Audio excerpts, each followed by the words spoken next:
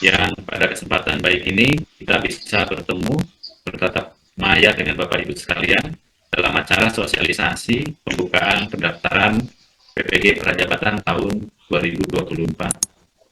Bapak Ibu sekalian yang kami hormati, saya izin share screen terkait dengan paparan yang akan kami sampaikan.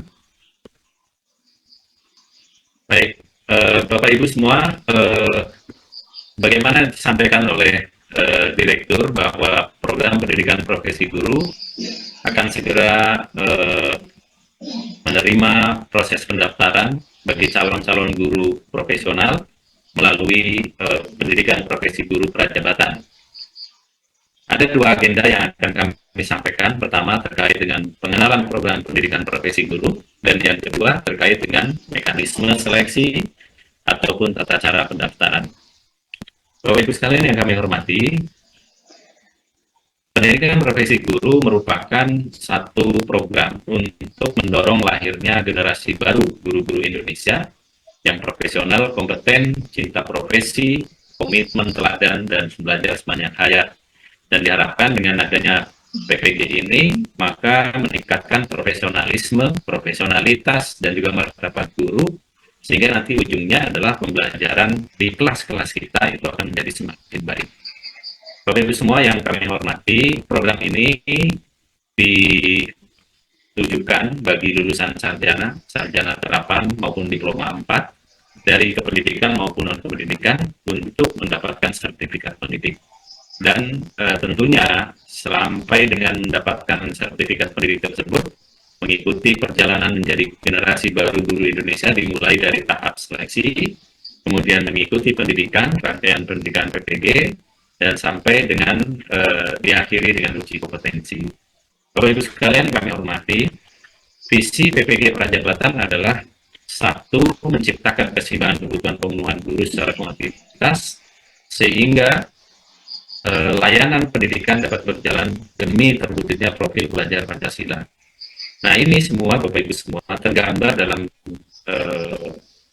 picture yang ada di layar ini, bagaimana guru baru yang lulusan PPG Prajabatan ini bisa mengisi guru-guru pensiun kita sehingga jumlahnya seimbang, baik jumlah maupun kualitasnya, sehingga diharapkan sebelah kanan gambar itu, gambar sebelah kanan tercapai merdeka belajar yang diwujudkan dengan anak-anak kita, lulusan-lulusan peserta didik kita, siswa-siswa kita itu beriman, kemudian mandiri, bernalar kritis, kreatif, bergotong royong, dan berkebinekaan global. Bapak Ibu sekalian yang kami hormati, pendidikan profesi guru menciptakan generasi baru guru Indonesia. Jadi generasi baru guru Indonesia itu apa? Yaitu setidaknya mereka memiliki 4 hal. Yang pertama adalah yang mengamalkan nilai Pancasila, guru yang berkompeten, kompetensi dasarnya dimiliki, kemudian juga guru yang teladan, yang menjadi teladan bagi lingkungannya, dan juga menjadi pembelajar sepanjang hayat yang memiliki dasar-dasar kepemimpinan. Nah, ke semua ini tentu harus kita wujudkan dalam proses yang melalui satu program yang disebut dengan pendidikan profesi guru prajabatan. Nah, Bapak Ibu sekalian yang kami hormati, kerangka desain pendidikan profesi guru prajabatan tahun 2024 dimulai dari alur pelaksanaan di seleksi masuk, kemudian mengikuti orientasi, kemudian calon peserta akan mengikuti semester 1, semester 2 pembelajaran di kampus, kemudian baru mengikuti kelulusan program maupun sertifikasinya. Dan ini pelaksananya didukung oleh LPTK maupun LPTK yang bermitra dengan organisasi ataupun yayasan pendidikan, kemudian juga LPTK yang bermitra dengan perguruan tinggi non-LPTK, dan ini didukung oleh dosen-dosen, instruktur guru pamung, dan juga sekolah mitra dan masyarakat. Prinsip pembelajaran sebetulnya untuk PPG Prajabatan ini, Bapak Ibu sekalian, itu mengedepankan inquiry dan juga kebiasaan refleksi yang terintegrasi relevan antara sekolah, masyarakat, dan kampus. Jadi proses ini juga terdokumentasi secara digital sehingga semua terekam dengan baik. Dan asesmen yang mendasari dari kerangka desain pendidikan profesi guru kita adalah penugasan individu, kelompok, reflection journal, kemudian juga umpan balik dari guru pamong, instruktur, dosen, rekan, dan semuanya. Semua ini Bapak Ibu sekalian merupakan kerangka desain pendidikan profesi guru prajabatan kita di tahun 2024.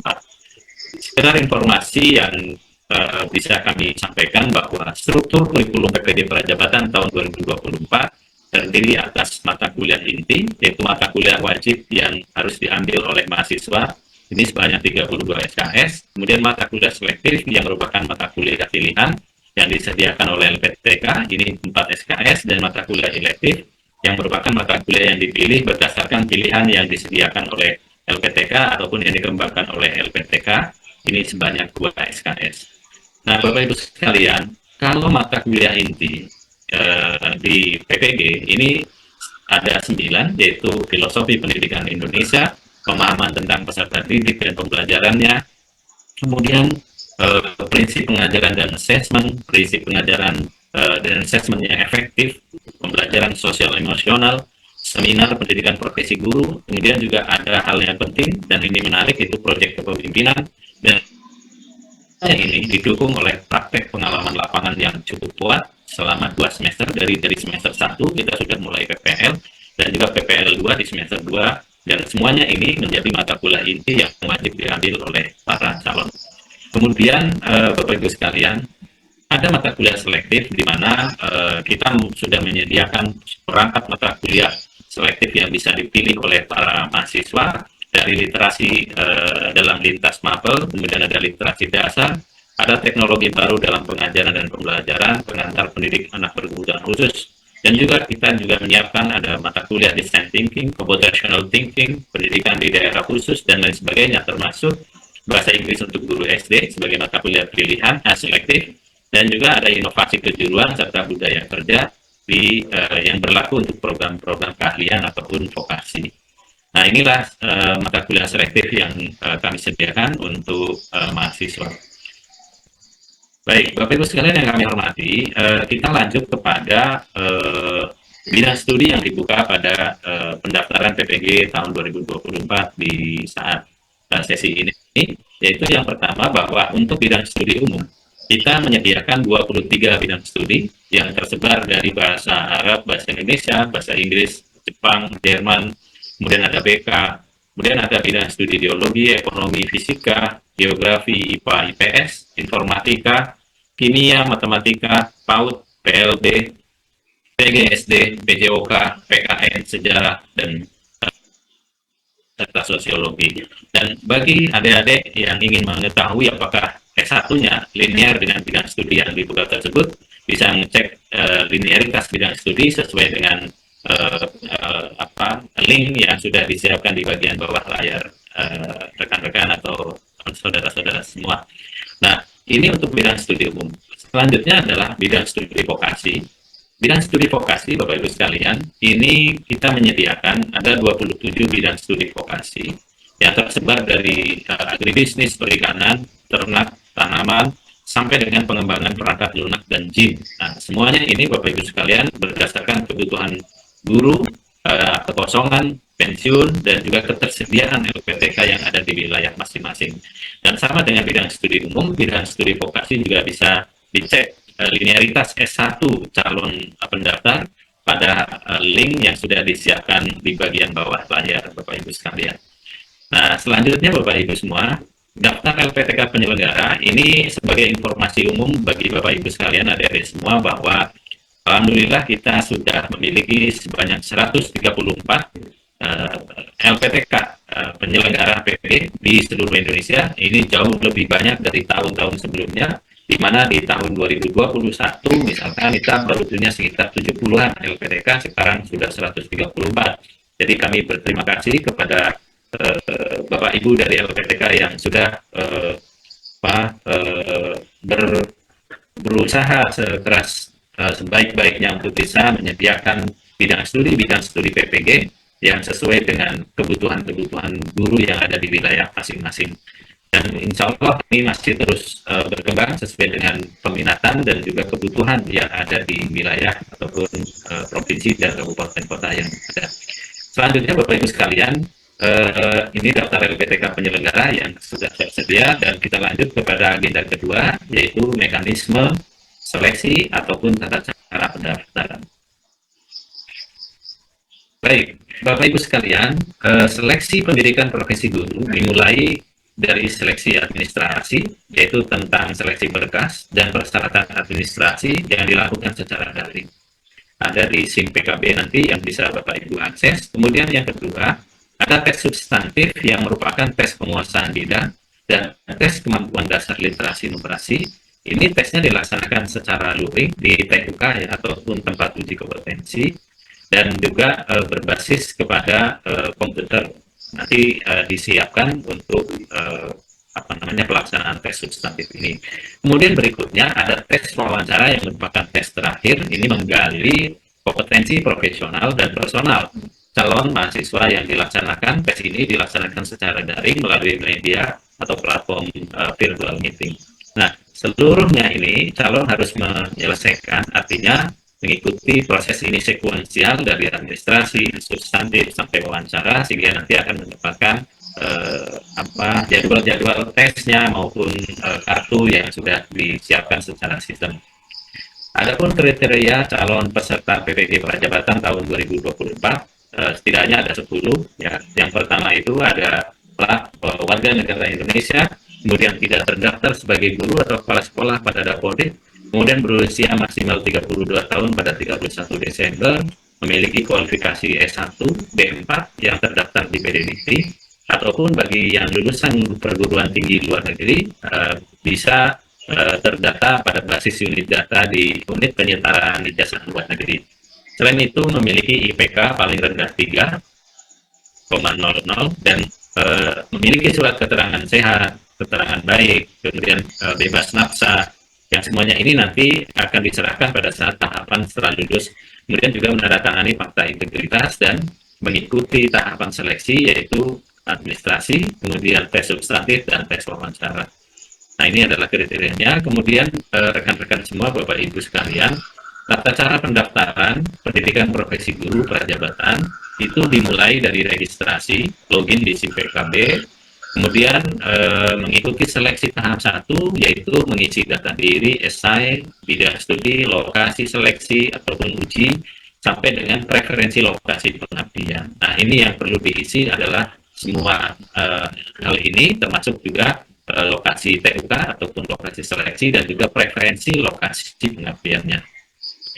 Selanjutnya membayar biaya pendaftaran sebesar 200.000, kemudian setelah itu bisa melihat hasil pengumumannya, cetak kartu, dan selanjutnya adalah mengikuti tes substantif ataupun seleksi tahap 2. Nah, setelah dinyatakan lolos tes substantif, maka akan mengikuti seleksi tahap 3, yaitu wawancara. Dan setelah dinyatakan selesai wawancara, maka akan diumumkan hasil seleksinya dan akan dimintakan konfirmasi kesediaan sebelum ditetapkan sebagai mahasiswa PPG Prajabatan. Setelah ditetapkan sebagai mahasiswa, wajib melapor diri ke LPTK, melaksanakan orientasi, dan mengikuti awal perkuliahan. Dan selain itu, kita juga ada matrikulasi untuk peserta non-DIP ya, yang nanti akan disiapkan secara mandiri.